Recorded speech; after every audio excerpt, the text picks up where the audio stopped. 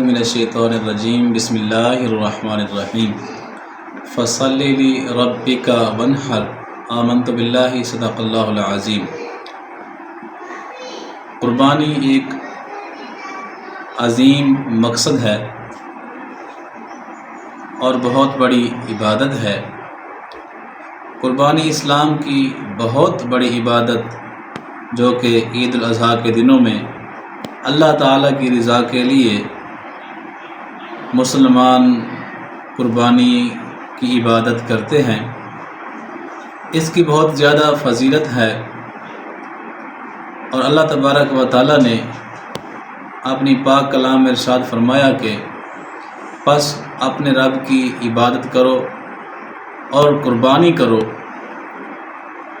حضرت محمد مصطفیٰ صلی اللہ علیہ وآلہ وسلم کا ارشاد پاک ہے، قربانی کے دن انسان کا کوئی عمل اللہ کے نزدیک خون بہانے سے زیادہ محبوب نہیں ہے۔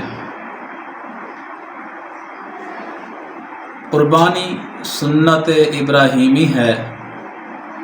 حضرت ابراہیم علیہ السلام نے اللہ کے حکم پر اپنے بیٹے جناب حضرت اسماعیل علیہ السلام کو قربان کرنے کا ارادہ کیا تو اللہ تعالی نے ان کی اطاعت قبول فرمائی۔ قربانی کرنے والے کو جانور کے ہر بال کے بدلے نیکیاں ملتی ہیں۔ حدیث پاک ہے کہ جس وقت بندہ اپنے جانور کو قربانی کے لیے ذبح کرتا ہے تو جانور کا خون کا پہلا قطرہ زمین کے اوپر بعد میں گرتا ہے۔ پہلے اللہ تبارک و تعالیٰ اس قربانی کرنے والے کے گناہوں کو معاف فرما دیتے ہیں۔ اور ایک دوسری حدیث پاک میں ہے کہ اللہ تبارک و تعالیٰ اس جانور کے جسم کے اوپر جتنے بال ہیں اس بال کے برابر قربانی کرنے والے مالک، جو جانور کا مالک ہوتا ہے، اس کے گناہوں کو معاف فرما دیتے ہیں، اور ان کے بال کی تعداد کے مطابق جو جانور کے جسم پر ہوتے ہیں تو اتنی اللہ تبارک و تعالیٰ نیکیاں عطا فرماتے ہیں۔ تو دوستو، یہ بہت بڑا عظیم مقصد، عظیم عبادت ہے جو کہ ہر مسلمان اللہ کی رضا کے لیے قربانی کرتا ہے۔ اور قربانی کا مقصد اللہ کی رضا حاصل کرنا، تقوی اور فرما برداری دکھانا، غریبوں اور محتاجوں کی مدد کرنا اور سنت ابراہیمی کو زندہ کرنا، یہ ایک اہم مقصد ہوتا ہے۔